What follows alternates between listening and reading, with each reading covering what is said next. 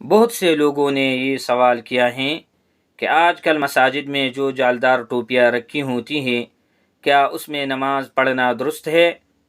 जवाब ये है, जिस लिबास में इंसान किसी मुअज़्ज़ज़ मजलिस में शिरकत करना पसंद नहीं करता, ऐसे लिबास में नमाज पढ़ना भी पसंदीदा नहीं।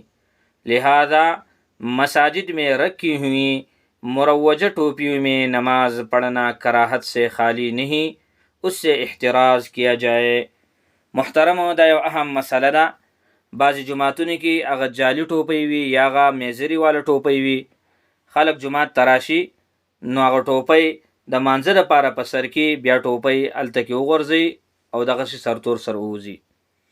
نو یاد ساتئ دا مسله ده چې په کم لباس کې ته یو معزز مجلس ته محفل ته نشي تللی، یو معزز ځای ته نشي تللی، او یو دفتر ته نشي تللی، یو جلسګاه ته نشي تللی، یو معزز ځای ته په یو لباس کې نشي تللی، نو دغه لباس کې منځ کول دا د کراهت نه خالی نه دی. بیا نو دغه جامو سره منځ کول چې کوم جامو کې ته یو معزز مجلس ته نشي تللی، یا دغه ټوپۍ سره منځ کول چې کومه ټوپۍ ته یو معزز مجلس ته محفل ته نشي وړلی، نو دغه لباس سره منځ کول بیا د کراهت نه خالی نه دي.